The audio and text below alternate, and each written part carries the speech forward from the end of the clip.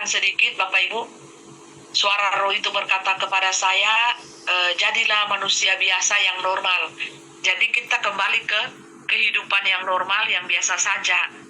Nah, tapi saya melihat ke depannya dibilang begini, roh itu mengatakan kepada saya, tidak usah beli tank, beli kapal, beli apa, karena Indonesia itu akan dijadikan sebagai pangan dunia.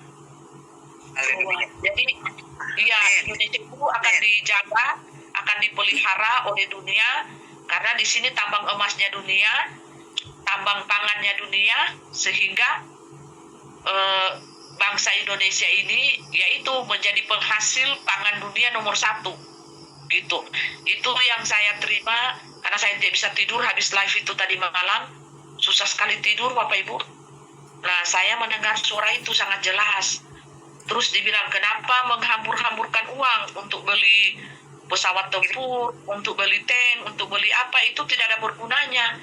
Karena negara-negara lain itu tidak akan menyerang Indonesia, karena ini Taman Edennya Tuhan. Nah, sudah ditahu dunia Bapak Ibu, ini Taman Edennya Tuhan. Ini kota Atlantik yang hilang, jadi dijaga oleh bangsa-bangsa lain, dijaga oleh seluruh dunia. Dan memang di negara-negara lain itu stok makanan itu akan kurang, bahkan terjadi kelaparan di mana-mana. Nah, di Indonesia ini tidak akan, saudara, tidak akan terjadi, karena di sini kota Atlantik yang hilang, tanahnya sangat subur, tanahnya sangat makmur. Nah, seperti itu. Jadi banyak sih hal yang ditunjukkan kepada saya tadi malam itu, karena saya tidak bisa tidur itu sampai jam 5 subuh ya, saya tidak bisa tidur. Ya, akhirnya saya hanya istirahat berapa jam, saya istirahat jam 8 sudah bangun, tapi masih pusing ya, karena tidak tertidur kan lama-lama. Ya, saya mendengar suara itu sangat jelas. Untuk apa? Dihambur-hamburkan uang itu untuk beli ini, untuk persediaan perang. Tapi tidak akan terjadi perang di Indonesia. Karena Indonesia ini rakyatnya akan dibuat sebagai pekerja untuk menanam padi, menanam sayuran, memelihara ternak untuk persediaan pangan dunia. Seperti itu. Itu yang saya dapatkan. Nah, terus banyak sekali Bapak Ibu, banyak sekali uang itu yang tertimbun di bawah tanah. Itu juga yang saya lihat, mereka belum kelola. Uang itu masih utuh Bapak Ibu ya, masih utuh.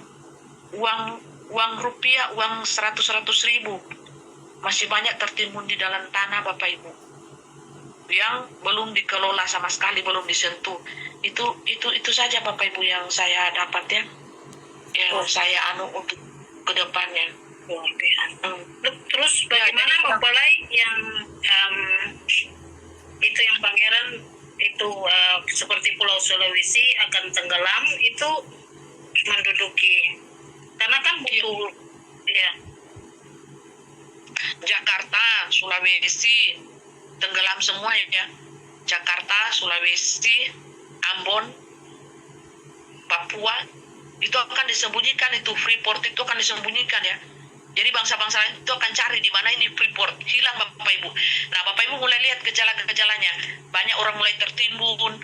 Nah, tiba-tiba apanya semuanya ya, itu gejala-gejala awal. Itu nanti besok-besok akan tertimbun semuanya. Manusia akan cari lagi. Kan udah peta baru.